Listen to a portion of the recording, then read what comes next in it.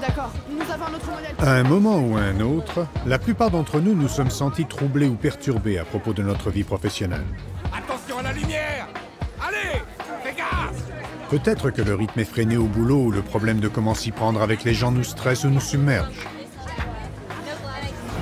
Oui, je suis avec lui sur l'autre ligne. D'accord. Jean! Ou alors nous nous poussons tellement que nous en arrivons au stade de l'épuisement et que la simple idée de continuer nous est impossible à envisager. Et les chiffres indiquent que le taux de chômage continue d'augmenter. Le nombre de personnes... Conserver notre emploi nous préoccupe. Allez, on va pas être en retard le premier jour Ou d'école. nous nous demandons si nous réussirons, si nous en commençons un nouveau. À 10h30, il y aura plein de gens, ça sera plein à craquer. Il faut qu'on contrôle la foule, c'est très important. Il est prévu qu'un VIP vienne, on ne saura pas à quelle heure. Reste tout le temps en contact radio. Fais bonne figure, sois vigilant et sois content avec la presse. Allons dehors, je vais te montrer les autres détails. Puis-je avoir votre attention? Veuillez vous regrouper. De plus, on voit les autres prendre du galon pour toutes les mauvaises raisons. Jennifer fera la couverture de notre prochain magazine. C'est sa nièce. Où on voit de façon répétée que la chance l'emporte sur le travail assidu. Ce n'est donc pas une surprise que nous nous soucions de notre capacité à réussir notre carrière et à atteindre la stabilité. Mais le travail joue un rôle prépondérant dans notre vie, que cela nous plaise ou non. Si travailler ne nous plaît pas, c'est que la vie ne nous plaît pas. Comment alors regagner de l'énergie et de l'enthousiasme pour le travail, surmonter nos inquiétudes et gagner une confiance et une certitude face à l'avenir? Eh bien, en scientologie, il a été découvert qu'en vérité, toutes les difficultés et les échecs qu'on essuie proviennent de confusion. Quand on est dans la confusion à propos de quelque chose, on est incertain. C'est notre capacité à prendre en main une confusion qui détermine notre certitude, sécurité et réussite dans tout aspect de notre vie. Donc, qu'est-ce qu'une confusion exactement?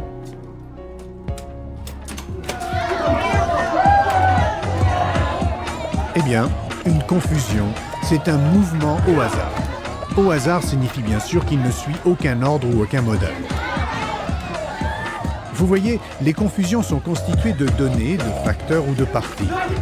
Elles sont formées d'éléments. Tant que tous les éléments ou parties sont en mouvement, on a une confusion. Mais si on peut choisir un élément de la confusion et l'arrêter, on aura commencé à apporter de l'ordre dans cette confusion. Prenons par exemple un standardiste qui doit s'occuper d'une dizaine d'appels en même temps. Il lui suffit de sélectionner un appel comme le premier à prendre. Celui-ci devient une donnée stable. Bonjour, merci de votre appel. À qui souhaitez-vous parler? Il peut orienter tous les appels du standard autour de celui-là et il se sentira moins confus. Merci de votre appel. Comment puis-je vous aider? Peu importe quel appel il choisit en premier. Une fois qu'il en a choisi un comme donnée stable, les autres s'alignent. Bonjour, merci d'avoir patienté. Comment puis-je vous aider? Prenons l'exemple d'un biologiste qui se perd dans les bois. Il est désorienté et inquiet. Eh bien, une confusion ne reste une confusion que tant qu'aucune de ses parties n'est comprise. Donc, s'il comprend simplement l'un des éléments de la situation... Bon, le soleil se couche toujours à l'ouest. Cet élément devient sa donnée stable. Ce qui signifie que l'est se trouve là et que le sud est là.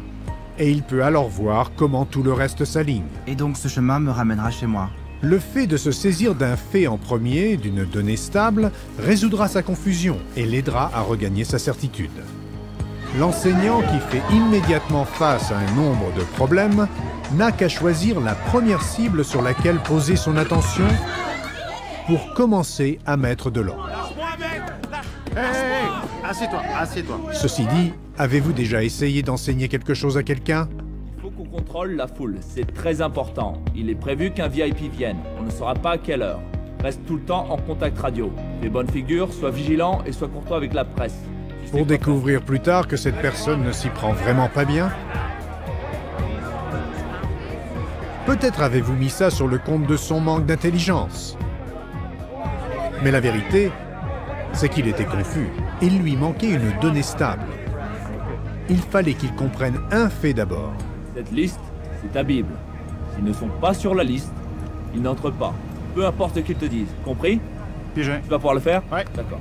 Écoutez, si votre nom est sur cette liste, vous pourrez rentrer. On est stupide et incertain dans Votre une nom? situation déroutante tant qu'on n'a pas complètement saisi un fait ou un élément. Désolé, votre nom est pas sur la liste. Je suis la petite amie du DJ. Désolé, si votre nom est pas sur la liste, vous pouvez pas rentrer. Monsieur? C'est Wilkin, reporter pour le Globe. Ayant saisi ce fait particulier, il peut à présent comparer les autres faits à celui qu'il a appris. Monsieur Wilkins, vous pouvez rentrer. Merci. Et maîtriser par la suite la confusion tout entière. Veuillez vous mettre en ligne de ce côté. Bon, vous avez peut-être remarqué que pour prendre en main une situation confuse, il faut être disposé et capable d'exercer du contrôle. Mais saviez-vous qu'il existe une chose comme le bon contrôle Je suis votre nouveau prof, je m'appelle Monsieur Lanel. et le mauvais contrôle?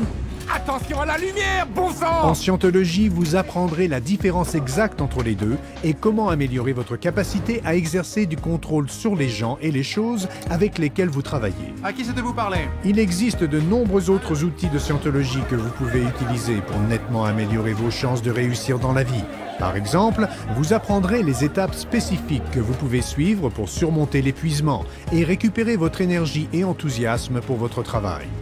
Vous découvrirez aussi exactement pourquoi vous vous fatiguez quand vous vous occupez de gens toute la journée et ce que vous pouvez y faire. Et vous découvrirez comment gagner une plus grande familiarité avec vos outils et une plus grande certitude dans leur maniement, ce qui permettra d'acquérir un meilleur contrôle de vos projets. C'est très bien. Vous pouvez avoir confiance en vous et avoir de la certitude dans l'avenir. Super! On a réussi! Vous pouvez vous sentir en sécurité. Excusez-moi, j'ai quelque chose à annoncer. Vous pouvez réussir. Aujourd'hui, Elisabeth fera la couverture de notre prochain magazine. Grâce à ces outils, vous pouvez créer la carrière et la vie que vous avez toujours voulu.